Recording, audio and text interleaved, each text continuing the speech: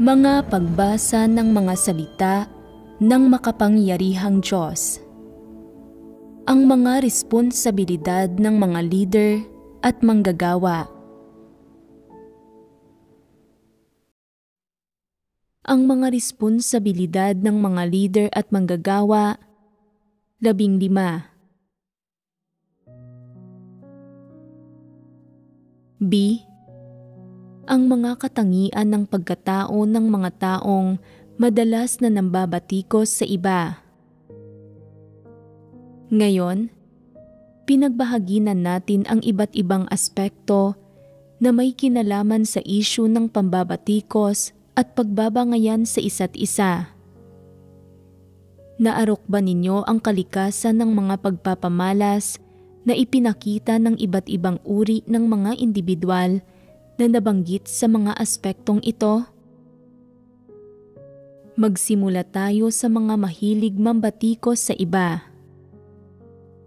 Taglay ba nila ang katwiran ng normal na pagkatao? Hindi.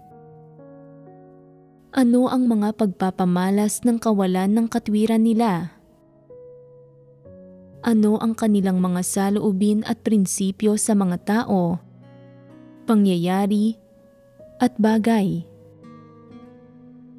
Sa pakikitungo sa iba't ibang tao, pangyayari, at bagay, ano ang mga pamamaraan at saloobin na kanilang pinipili?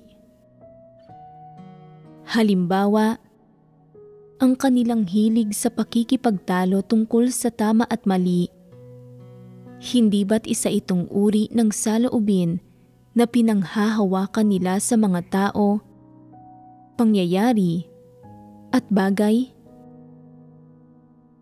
Ang pagkahilig ng mga tao na pagtalunan ang tama at mali ay nangangahulugang sinusubukan nilang linawin kung tama ba o mali ang bawat isang bagay. Hindi sila tumitigil hanggat hindi nalilinaw ang usapin at naunawaan kung sino ang tama at kung sino ang mali. Nakapako sila sa mga bagay na wala namang kabuluhan. Ano ba talaga ang silbi ng pagkilos ng ganito? Tama ba talagang pagtalunan ang tama at mali? Hindi. Nasaan ang pagkakamali? May koneksyon ba sa pagitan nito at ng pagsasagawa ng katotohanan? Walang koneksyon. Bakit mo nasasabing walang koneksyon? Ang pagtatalo sa tama at mali ay hindi pagsunod sa mga katotohanang prinsipyo. Hindi ito pagtalakay o pagbabahagi ng mga katotohanang prinsipyo.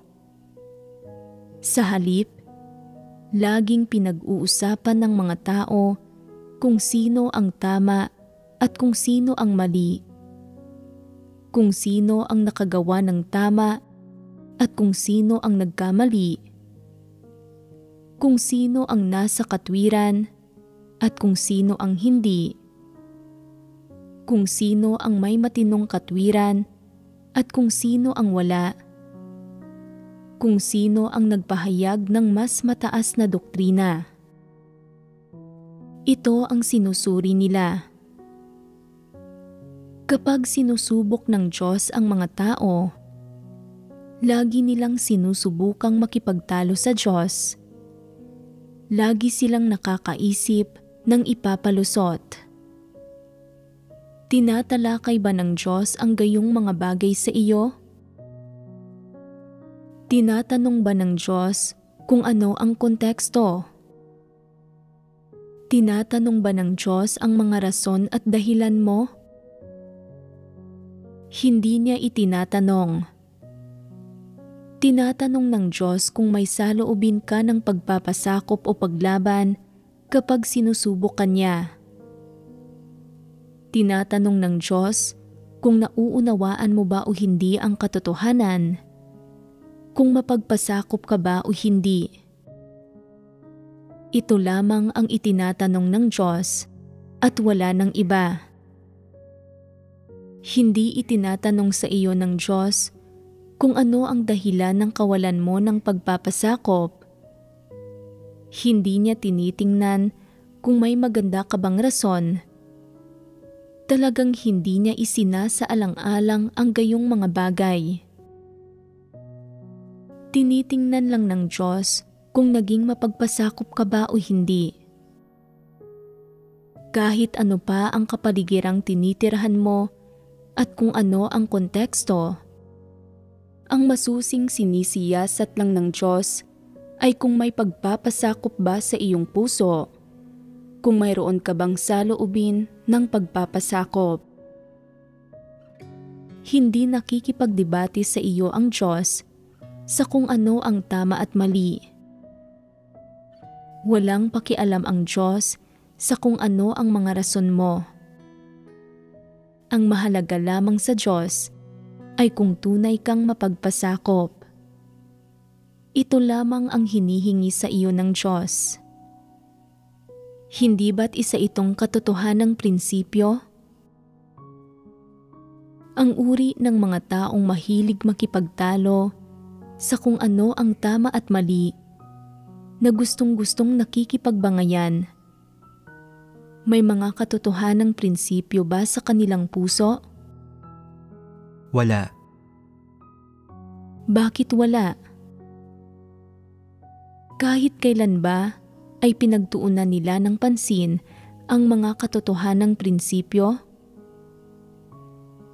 Kahit kailan ba ay hinangad nila ang mga ito? Hinanap man lang ba nila ang mga ito? Hindi nila kailanman pinagtuunan ng pansin ang mga ito, o hinangad ang mga ito, o hinanap ang mga ito, at lubhang wala ang mga ito sa kanilang mga puso. Bunga nito, nakakapamuhay lamang sila sa loob ng mga kuro-kuro ng tao. Ang pawang laman ng kanilang mga puso ay tama at mali, matuwid at di matuwid, mga palusot, mga dahilan, panlilinlang, at mga argumento, at pagkaraan naman ito ay babatikusin, huhusgahan, at kokondinahin nila ang isa't isa. Ang disposisyon ng mga taong kagaya nito ay nagusto nilang pinagdedebatihan ang tama at mali at hinuhusgahan at kinokondina ang mga tao. Ang mga taong kagaya nito ay walang pagmamahal o pagtanggap sa katotohanan. Malamang nasusubukan nilang makipagtalo sa Diyos at husgahan pa nga ang Diyos at sumuway sa Diyos. Sa huli, mapaparusahan sila. Naghahangad ba sa katotohanan iyong mga mahilig makipagtalo sa kung ano ang tama at mali? Hinahanap ba nila ang mga layunin ng Diyos, ang mga hinihingi ng Diyos, o ang mga katotohanang prinsipyo na dapat isagawa sa mga sitwasyong ito sa pamamagitan ng mga tao, pangyayari, at bagay na nakakatagpo nila sa loob ng mga ito? Hindi. Kapag nahaharap sa mga sitwasyon, may tendensiya silang aralin kung kumusta ang pangyayari o kung kumusta ang taong iyon. Ano ang pag-uugaling ito? Hindi ba't ito ang madalas na tinutukoy ng mga tao bilang walang tigil na pagkapako sa mga tao at bagay? Nagtatalo sila tungkol sa mga pangangatwiran ng mga tao at sa takbo ng mga pangyayari. Ipinipilit nilang linawin ang mga bagay na ito, pero hindi nila binabanggit kung sa aling bahagi ng proseso ng masasalimuot na sitwasyong ito nila hinanap ang katotohanan, naunawaan ang katotohanan, o kung saang bahagi sila nabigyang liwanag. Wala sila ng ganitong mga karanasan at pamamaraan ng pagsasagawa. Palagi lang nilang sinasabi, "Malinaw na pinupuntirya mo ako sa usaping iyon. Iniinsulto mo ako. Sa tingin mo ba ay napakahangal ko na hindi ko mapapansin? Bakit mo ako iinsultuhin? Hindi ko naman napasama ang loob mo. Bakit mo ako pupuntiryahin? Dahil pinupuntirya mo ako, hindi ako magpipigil. Matagal na akong nagpapasensya sa iyo, pero may mga limitasyon ang pagpapasensya ko. Huwag mong isiping madali akong api-apihin. Hindi ako takot sa iyo." Habang kumakapit sa mga isyong ito, walang tigil nilang ipinipresenta ang mga pangangatwiran nila. Nakapako sa tama at mali at sa wasto at hindi wasto ng usapin. Pero hindi talaga umaayon sa katotohanan ang mga di umano'y pangangatwiran nila at wala ni isang salita sa mga ito ang umaayon sa mga hinihingi ng Diyos. Napapako sila sa mga tao, pangyayari at bagay hanggang sa puntong nayayamot na ang iba at wala nang may gustong makinig sa kanila. Pero sila mismo ay hindi kailanman nagsasawang magsalita tungkol sa mga bagay na ito. Tinatalakay nila ang mga ito saan man sila magpunta, na parang sila ay sinapian. Ito ay tinatawag na walang tigil na pagkapako sa mga tao at bagay at sadyang pagtanggi na hanapin ang katotohanan. Ang pangalawang katangian ng mga taong nambabatikos at nagbabangayan sa isa't isa ay ang partikular nilang pagkahilig sa walang tigil na pagkapako sa mga tao at bagay. Nagmamahal ba sa katotohanan iyong mga walang tigil na nakapako sa mga tao at bagay? Hindi nila minamahal ang katotohanan. Halata ito. Kung gayon, nauunawaan ba ng mga individual na ito ang katotohanan? Alam ba nila kung ano talaga ang katotohanang sinasabi ng Diyos? Kung susuriin ang panlabas nilang pag-uugali ng walang tigil na pagkapako sa mga tao at bagay, alam ba nila kung ano talaga ang katotohanan? Malinaw na hindi. Ano ang ideyang pinagbibitagan nila? Ito ay ang ideya na kung sino man ang may mga salitang may pinakamatibay na katwiran ang siyang tama, kung sino mang may mga kilos na matapat at maipapakita sa lahat ang siyang nasa tama, at kung sino man ang kumikilos ng alinsunod sa moralidad, etika at tradisyonal na kultura, nagkakamit ng pagsang-ayon ng nakararami ang siyang nasa tama. Sa pananaw nila, ang tama na ito ang kumakatawan sa katotohanan para walang tigil silang mapako sa mga tao at bagay nang may masidhing kapangahasan at hindi sila kailanman tumitigil sa pagkakapako sa mga usaping ito. Naniniwala sila na ang pagiging may katwiran ay katumbas ng pagtataglay ng katotohanan. Hindi ba't malaking problema ito? Sinasabi ng ilang tao, "Hindi ko nagambala o nagulo ang gawain ng iglesia. Hindi ko sinasamantala ang iba. Ayaw kong magnakaw sa iba at hindi ako nang aapi. Hindi ako isang masamang tao." Ang ipinapahiwatig ba rito ay naisa kang taong nagsasagawa ng katotohanan, isang taong nagtataglay ng katotohanan? Karamihan sa mga walang tigil na nakapako sa mga tao at bagay ay naniniwalang matutuwid silang tao, at dahil doon ay hindi na nila kailangang mag-alala tungkol sa mga tsismis, at itinuturing nila ang sarili nila bilang matutuwid at mararangal na tao na hindi kailanman mambobola ng iba. Sa makatuwid, kapag nahaharap sa mga sitwasyon, may tendensiya silang makipagtalo at makipagdebate at piliting patunayan na tama ang pangangatwiran nila sa pamamagitan ng mga pamamaraang ito. Naniniwala sila na kung matibay ang pangangatwiran nila at pwede itong ipresenta ng hayagan at sumasang-ayon dito ang nakararami, sila ay isang taong nagtataglay ng katotohanan. Ano ang katotohanan nila? Sa anong pamantayan ito sinusukat? Sa tingin ba ninyo ay mauunawaan ng gayong mga tao ang katotohanan? Hindi.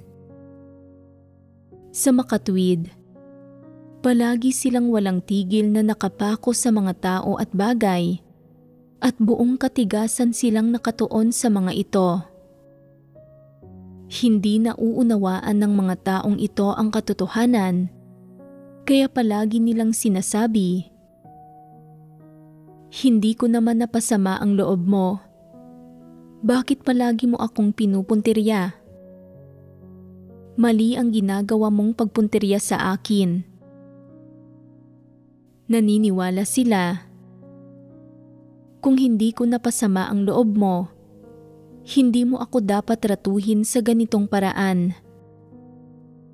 Dahil tinatrato mo ako sa ganitong paraan, gagantihan kita, maghihiganti ako, at ang paghihiganti ko ay lehitimong pagtatanggol sa sarili at naaayon ito sa batas. Ito ang katotohanang prinsipyo. Sa makatuwid, hindi umaayon sa mga katotohanang prinsipyo ang ginagawa mo, pero umaayon ang ginagawa ko. Kaya ipapako ko ang sarili ko sa usaping ito.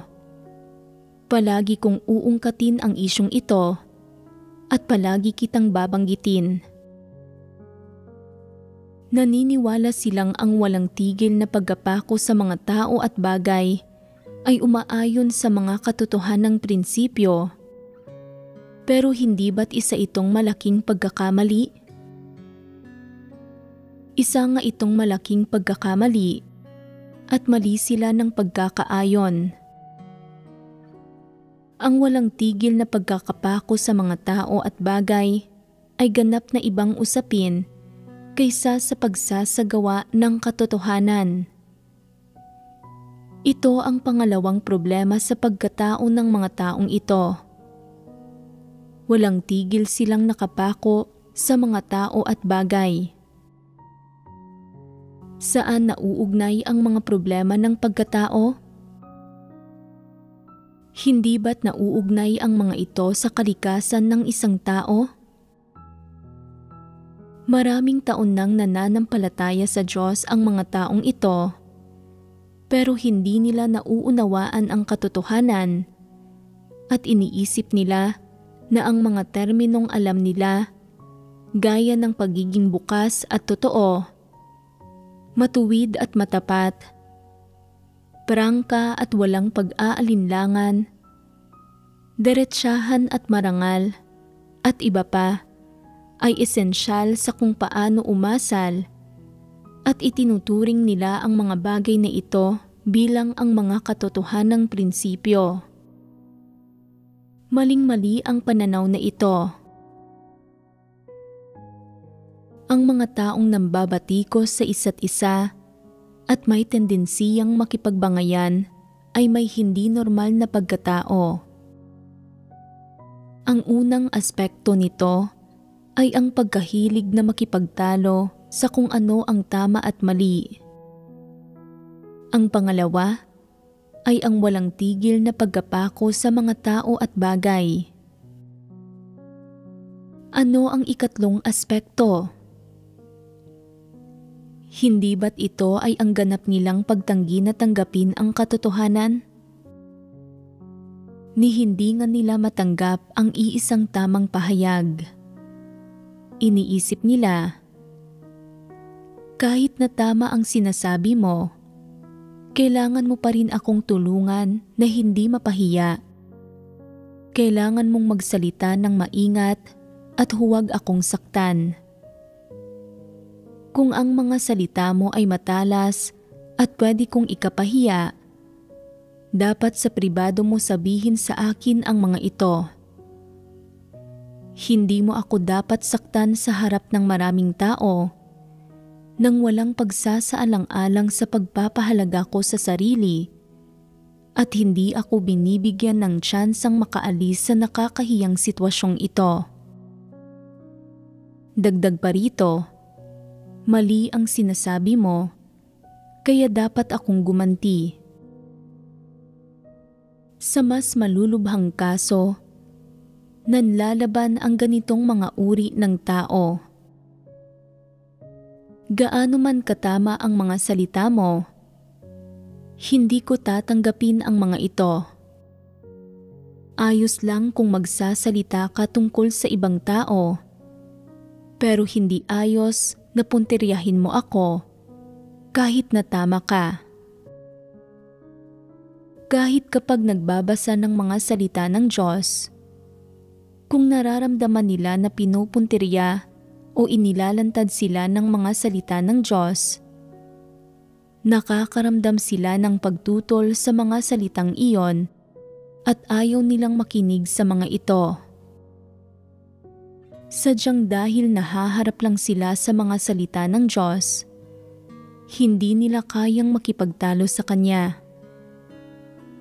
Kung harap-harapang tutukuyin sa kanila ng isang tao ang mga issue o kalagayan nila, o hindi sinasadyang babanggitin sila ng walang intensyong puntiryahin sila, kaya nilang gumanti at magsimula ng mga pagbabangayan.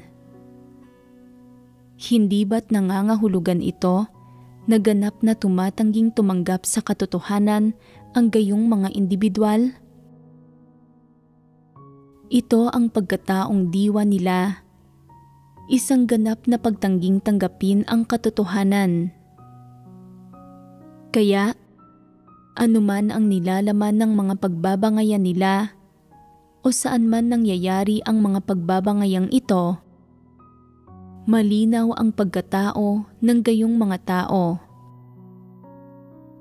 Hindi nila nauunawaan ang katotohanan, at kahit na nauunawaan nila ang sinasabi sa mga sermon, hindi nila tinatanggap ang katotohanan. Nambabatikos pa rin sila sa isa't isa at patuloy na nakikipagbangayan o madalas silang may tendensiyang batikusin ang iba. Kung susuriin ang mga pagpapamalas nilang ito, anong uri sila ng mga tao? Una, mga nagmamahal ba sila sa katotohanan? Sila ba ay mga individual na kayang isagawa ang katotohanan kapag nauunawaan nila ito? Kapag may natuklasan silang mga problema, kaya ba nilang hanapin ang katotohanan para lutasin ang mga ito? Hindi. Kapag nagkimkim sila ng mga kuro-kuro at mga pagkiling o personal na opinyon tungkol sa ibang mga tao, magagawa ba nilang magkusa na isantabi ang mga ito para hanapin ang katotohanan?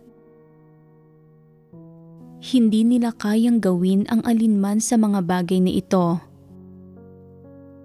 Kung titingnan ang lahat ng bagay na ito na hindi nila kayang gawin, Malinaw na walang silbi ang lahat ng indibidwal na may tendensiyang mambatikos sa iba at makipagbangayan. Kung susuriin ang iba't ibang pagpapamalas nila, hindi nila minamahal ang katotohanan at hindi sila handang hanapin ito. Sa mga usaping may kinalaman sa katotohanan, anumang mga pagkiling o maling pananaw ang mabuo sa kanila, nananatili silang mapagmagaling at hindi talaga nila hinahanap ang katotohanan. At kahit na malinaw na naibahagi sa kanila ang katotohanan, tumatanggi silang tanggapin ito at lalong ayaw nila itong isagawa. Kasabay nito, nagpapakita ng higit pang kasuklam-suklam na pagpapamalas ang mga indibidwal na ito. Matapos magkamit ng pagkaunawa sa ilang salita at doktrina, ginagamit nila ang mga ingranding doktrinang ito na nauunawaan nila para basta-bastang batikusin, husgahan at kondinahin ang iba, at pigilan at kontrolin pa nga ang iba. Kung hindi nila nagagawang supilin ka gamit ang mga paghusga at pagkondina nila, mag-iisip sila ng kung ano-anong paraan para pigilan ka gamit ang mga hungkag na teorya. Kung hindi ka pa rin tatalima, gagamit na sila ng mga higit pang kasuklam-suklam at kahindik-hindik na pamamaraan para batikusin ka, hanggang sa tumalima ka sa kanila, hanggang maging mahina at negatibo ka, o magsimula kang hangaan sila at mamanipulan nila, saka sila masisiyahan. Kaya, batay sa mga pag-uugali, mga pagpapamalas, at saloobin sa katotohanan ng mga indibidwal na ito, anong uri ng mga tao sila? Ganap silang tumatangging tanggapin ang katotohanan. Ito ang saloobin nila sa katotohanan. Paano naman ang pagkatao nila? Ang karamihan sa mga indibidwal na ito ay masasamang tao. Sa konserbatibong pananalita, higit 70% sa kanila ang masama. Hilig ng masasamang tao na linawin ang tama at mali sa bawat usapin. Kung hindi, hindi nila ito bibitiwan at palagi silang may ganitong uri ng tendensiya. Dagdag pa rito, kapag nahaharap sa mga sitwasyon, ang masasamang indibidwal ay nakapako sa mga tao at bagay at walang tigil na nakapako sa mga ito. Palaging ipinipresenta ang sarili nilang mga pangangatwiran, palaging kinukumbinsi ang lahat na sumang-ayon at sumuporta sa kanila, at sabihin na tama sila, at hindi tinutulutan ang sino man na magsabi ng anumang masama tungkol sa kanila. Dagdag pa rito, kapag nahaharap ang masasamang tao sa mga sitwasyon, palagi silang naghahanap ng mga pagkakataon para ikulong at kontrolin ang mga tao. Anong pamamaraan ang ginagamit nila para kontrolin ang mga tao? Kinokondina nila ang lahat. Pinapapaniwala ang bawat tao na hindi siya sapat, na may mga problema at kapintasan siya, at na siya ay mas mababa kaysa sa masasamang taong ito. At pagkatapos nito, ay nalulugod at nasisiyahan ang masasamang tao. Kapag napabagsak na nila ang lahat, at sila na lang ang nakatayo, hindi ba't napasailalim na nila ang lahat sa kontrol nila? Ang layong nakakamit nila sa pagkontrol sa mga tao ay ang kundinahin at pabagsakin ang lahat. Pinapapaniwala ang lahat na walang kakayahan ang mga ito. Ginagawang negatibo at mahina ang mga ito. Nagsasanhing mawala ng pananalig sa mga salita ng Diyos at sa katotohanan ang mga ito. At mawala ng pananalig sa Diyos at mawala ng landas na susundan ang mga ito. Pagkatapos nito, natutuwa at nasisiyahan ang masasamang taong ito. Kung titingnan ang mga aspektong ito, hindi ba't malinaw na binubuo ng masasamang tao ang karamihan sa ganitong mga uri ng mga individual? Tingnan ninyo kung aling mga uri ng mga tao ang palaging may tendensiyang batikusin ang iba kapag nasa grupo sila. Harap-harapan man o nakatalikod man ang mga tao, gumagamit ng iba't ibang pamamaraan para batikusin ang iba. Masasama ang gayong mga tao. Hinding-hindi tinatanggap ng mga individual na ito ang katotohanan, ni pinagbabahaginan ang katotohanan, at madalas nilang sinasamantala ang isang sitwasyon para ipagyabang na mabubuti silang tao, na may katwiran at batayan ang anumang ginagawa nila, at na kumikilos sila sa isang matuwid at matapat na paraan. Palagi nilang ipinagyayabang na sila ay mga desente at marangal na tao at mga deretsahan at makatarungang individual. Hindi kailanman nagpapatotoo sa katotohanan ang mga taong ito, ni nagpapatotoo sa mga salita ng Diyos. Mahilig lang sila na walang tigil na mapako sa mga tao at bagay at ipresenta ang sarili nilang mga pangangatwiran.